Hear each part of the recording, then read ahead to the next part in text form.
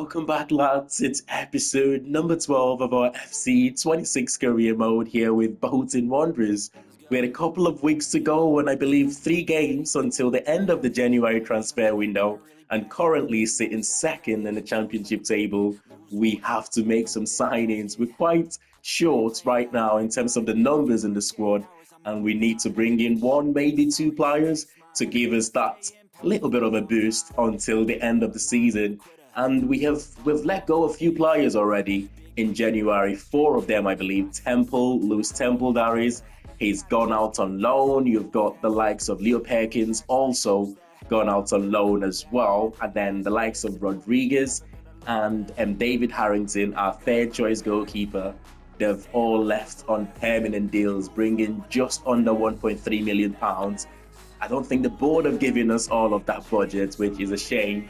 But talking about loan players, we've got one here, Owen Goodman. At the start of the season, we signed him on loan with an option to buy from Crystal Palace. That option to buy is about £1.7 million, if I'm not mistaken. I think January transfer window is maybe the best time to make that option permanent, and that is the first thing we will do here. No way, where's the option to buy? At the start of the season, I swear, there was an option here to approach Crystal Palace to sign the player. And now we don't have that option anymore. It's just telling us to terminate the loan, which is a shame. If we don't sign him, I don't know if we have to wait until the end of the season before we can make that option to buy permanent. But otherwise, if we try to sign the same player next season, we will pay at least £1 million more than we should be paying, which is £1.7 million. Now, someone let me know, is it a glitch? Do we have to wait until the end of the season? Is there something that I'm missing out here? I don't do the loan to buy option quite frequent, so I'm not exactly sure what's going on here. But it doesn't look like that option is there anymore. I mean, that is a shame, isn't it? But we will wait till the end of the season and see what happens there. But someone, please let me know in the comments. One more outgoing here then until the end of the season. It's the recently promoted Youth Academy graduate. He's only just signed his first team, his first professional contract. Ian McPherson joining FC Dynamo until the end of the season. It's a huge game here for us. Top of the table clash at the London Stadium. The top two going head to head. It's West Ham against Bolton Wanderers. The weird thing is, both teams have been matching each other's results recently. When we win, West Ham wins. When we draw, they draw as well. And when we lose, they will do exactly the same. They've scored 58 goals this season, best in the division. On the other hand, we have conceded 20 goals, the best defensive record in the division as well. Kyle Walker-Peters is the one starting in right back, which is a surprise. We have gone with the pace of Taylor, Randall and Gale, and Dalby just in front of them. And we know if West Ham play to their potential in a game like this, they've certainly got the team. They've got the ability to play us off the park here for this one. Oh, that's a mistake from the defense. Castellanos, we cannot afford to give the top scorer in the division chances like that. We won the last game against West Ham, didn't we? Late winner, which is one thing about this team. We never give up. We fight to the very end, and I'm sure we will do exactly that in this massive game for us. Oh, that's a good ball to Randall. We will wait for the run of Taylor on that left-hand side. He's got the pace over Kyle Walker-Peters. I just couldn't get that one off his feet quickly enough. And at the end, I was forced to go with his left foot. If he could have got around quicker onto his right foot, that would have been a goal. Oh, the corner is well defended by West Ham. Difficult team to score against from corners. It's Alvarez who starts in midfield for this one. He plays the left back, Diouf. Oh no, comfortable save at the end. It's been a very close game so far. Both teams have, we've shown each other the respect that they deserve, given it's a top of the table clash and refusing to commit too many bodies forward. And West Ham are doing exactly the same. Jared Bowen, that was, what a save from the goalkeeper. At almost 60 minutes there, it's still 0-0. Substitution there though for West Ham. Struggling in the second half, man. It's all West Ham. It's all West Ham right now. Ah, not there, not now, and not certainly not there to give possession away. Taylor, Castellanos, oh, plays in Felipe there, and Felipe on the stretch, big save from the goalkeeper, and that was the last contribution there from Felipe as he's replaced by Fulkrug just before the corner as well. Not a player you want to defend against from a corner. Oh, one last attempt, maybe. We have made substitutions of our own there. Ethan Whitley coming on to replace Dolby, or Sai Tutu coming on as well. Switch of play to Gale on the left-hand side. It's been a close contest so far. West Ham being by far the better team in the second half. But one final attempt, maybe. Randall over the top to Gale. Gale with a little bit of space. Into Randall. Oh, we're trying to be patient here, referee. Just give us a few more seconds. Back to Sheehan. Sheehan to Osai Tutu. Oh my God! Last kick of the game is fell to Ethan Whitley, who's come off the bench. Oh, if he should have just hit the target there, it would have been another late winner for us. But unfortunately, or fortunately rather, for West Ham.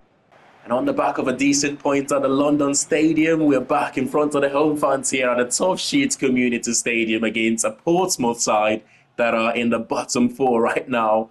And the Pompeys, if they have got any ambition of staying up this season, they would surely want to win this game. Sam Dolby starts in that number 10 position and Ethan Whitley just in front of him. Portsmouth have got a decent 11 there. Bishop up front, a player to watch out for. On his day, he's a handful to deal with. Space out wide. Looks like both teams are going to play this one in midfield. They're not wanting to commit so many players forward right now. They're happy to, although the line is a little bit high from them, at the same time, they're happy to defend their box.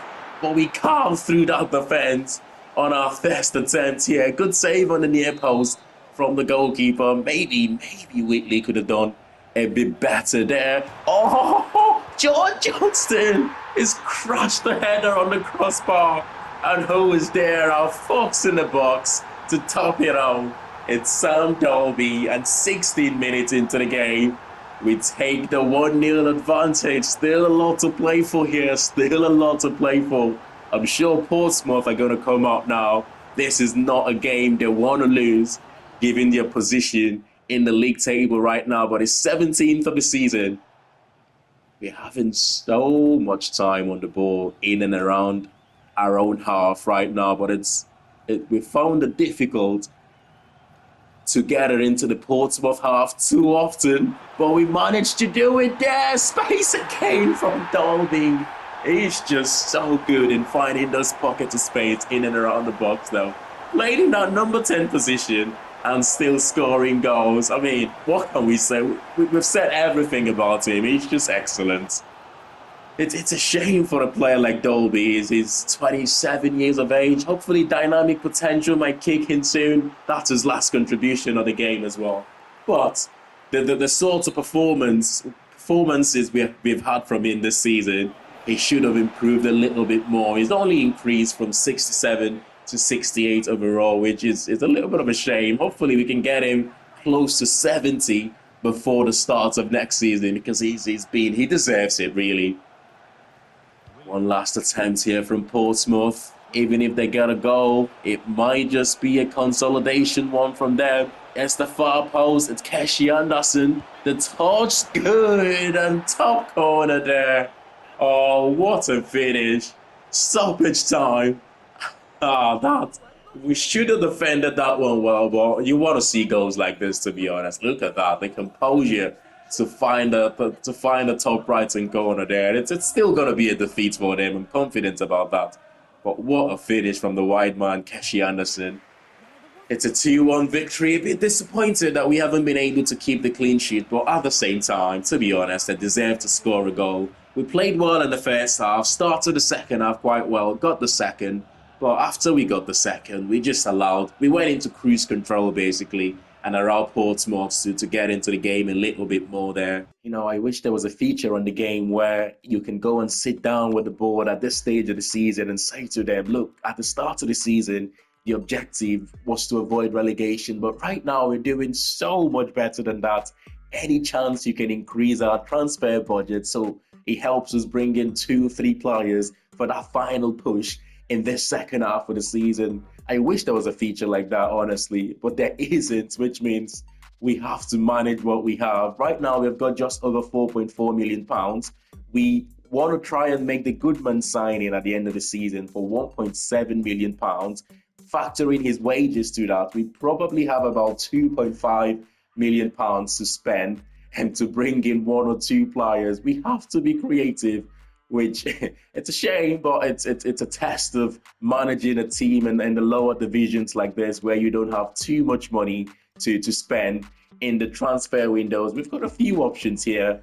Ideally, Radulescu would have been one of my first options to look at, but at £3.2 million, that puts him out of our reach right now. But he does look good, and he'll be an automatic starter for us on that right-hand side if we sign a player like this.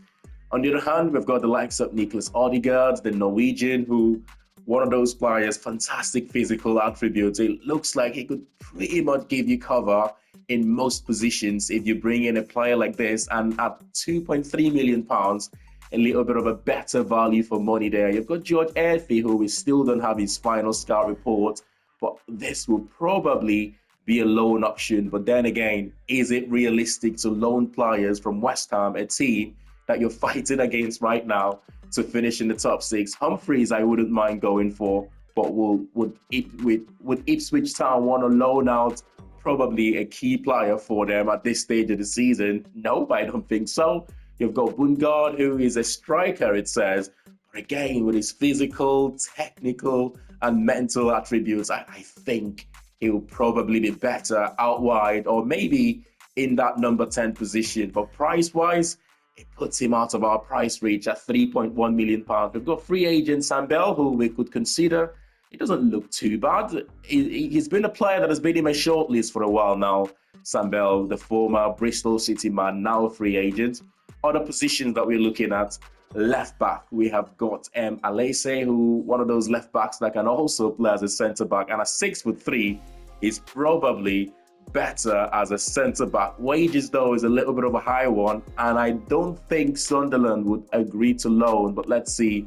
No, player's contract too short, and we have got Nail Huggins here, who I think we might be able to get him on loan until the end of the season. I don't have his final scout report yet, but he should be about 67, 68 starting overall, which will make him good enough player to help us from now to the end of the season. We can get this deal on loan, so that's good. I think we will end up going for Nicholas Odegaard here for £2.3 million. If we can get him less than that and add a little bit of a sell-on clause to this deal, I've got a feeling this could be one of those Clayton Taylor style deals again, where the player is worth X amount and they would want to try and make us pay more than that, especially in the January transfer window. But £1.8 million, 5% sell-on clause, that's not bad. £1.9 million and a 1% sell-on clause. If there's one thing I've learned about this year's FC, is when you try to negotiate, they increase the player value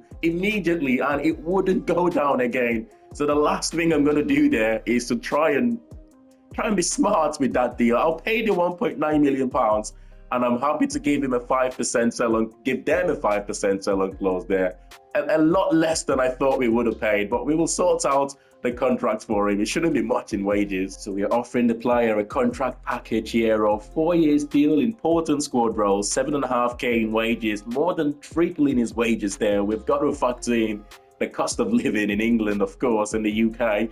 But 10 goals, 50k, if he scores 10 goals for us, I'm sure he will be happy to accept that. And if they want more, hopefully not too much more. It is a reasonable offer, and we make our 5th signing of the season and our first one in the January transfer window. It's a shame we can't get Ajibola Alise on loan here from Sunderland, but we will go with the other player here, Huggins. It's just going to be a straight short-term loan. Hopefully we can pay about 30-40% of his wages, depending on what that is. Not a loan to buy, just a basic loan. We know the loan to buy don't work.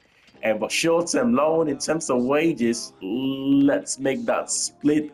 Let's go 40%. 8.5K though, that's a little bit too much there. They want 50-50. I'm not gonna pay 10K for him. No, not for 6 months. Definitely not for 6 months. We just need cover until the end of the season for that position, and 10K is a little bit too much. You're not ready to pay such a high proportion of his wages. Now that is ridiculous. He's a player that's just gonna sit on your bench anyway, not playing games. That is just stupid, man. Honestly, we might as well stop getting offers for our players right now, because there's no way we're selling any other player. We just about have enough cover to be able to stay competitive, to not forfeit a game. We only have our starting 11 and the bench, and that's it. There's no one in the reserves right now. And that means if anyone gets injured, we are in big trouble. But anyway, our new signing, Nicholas Odegaard, we know he can play in the number 10 position seamlessly, but right now, Randall has been in great form. It might take him a while to be able to be our starter in that number 10 position. He can play out wide on the left or right hand side quite easy. He can also play as a centre defensive midfielder as well at a push. He can play in any of those positions at the back, and he, in terms of his attributes, only downgrades by -2. That is insane, right? That is honestly insane for a player of that quality to be able to do, to be able to play all of those positions. It's just crazy. But I think he'll start for us immediately on the right hand side, and Randall can go in that number 10 position. That's how we will start our next game against Lincoln, who are right now bottom of the league, by the way. It's a game that we absolutely have to win. Level on point with West Ham going into this one. I actually like the fact that we're facing teams in and around the bottom right now at the start of the second half of the season, because what you don't want is to play these teams towards the back end of the season when every game becomes a must-win for them. Our new signing, £1.9 million signing, the Norwegian, makes his debut for us here. Nicholas Odegaard and Lincoln starting 11. They've got House up front for them. They've got Ring in the team as well. And they have got McKinnon playing in that number 10 position. The same formation as ourselves. We've got Farino and Tawal as our two centre-back. Wheatley starts up front. These are the sort of games where if you're not careful, they might be in and around the bottom, but they've certainly got the ability to punish you. That is a poor attempt from the striker there. How is he just not put enough power on that to be able to trouble our goalkeeper? But Randall has been in this sensational form for us lately.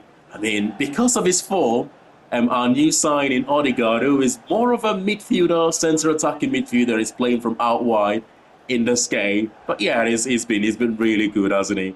It's Conway into Arahan over the top here, maybe to Odegaard. Odegaard's control on his chest. He pulls it back to Randall for his 7th goal of the season. And on his debut, Nicholas Odegaard makes an impression already, an assist to his name very early here in the first half. What a start. If he carries that on going, he might just keep starting in that position for us, the new signing. Wide to Thorn to McKinnon, switch out wide to Ring. The AI will always dominate possession like this. It's all about having that quality to create chance, but they always dominate the ball. It's a shame though, really, because I don't think teams like Lincoln should be dominating games against us, but they will. Oh, he just didn't make that run quite early enough. But West Ham take the lead there with Felipe. That means they're still level on points. Close down. Oh, just couldn't get there quick enough.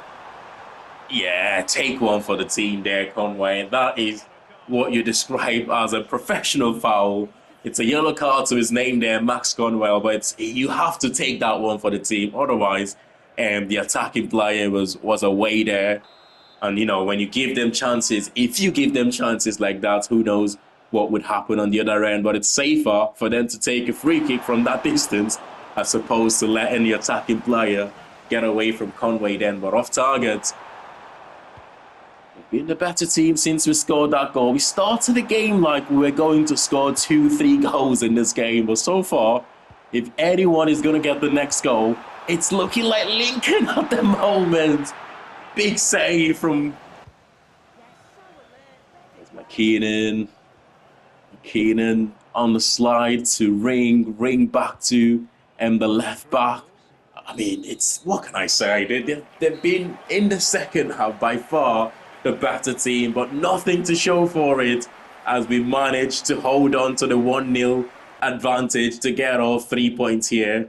I mean, it's a good result for us. These teams in and around the bottom, they can be difficult to play at times. Going into this transfer deadline day, needing one more player to the squad, just in case we pick up injuries. I know we can use the youth academy if we have to, but still, we still need one more player. We tried to bring in Neil Huggins from Sunderland, but the proportion of his wages they want us to pay was a little bit too much for a player who is only going to be spending 6 months here until the end of the season. We could go for a free agent, but then again, we will have to give them at least a year contracts, which I'm not wanting to do, because next season we will have a little bit more money to be able to strengthen the squad. And the last thing I want to do is to have a player that we don't need and then needing to sell them next season. It just doesn't make sense for both the short term and the long term. But I think what I will do is, unfortunately for the player, recall Lewis Temple here, a centre-back who is now 60 rated. George Johnston, who was the other centre-back who can play as a left-back, can give us cover when we need to rotate in that left-back position.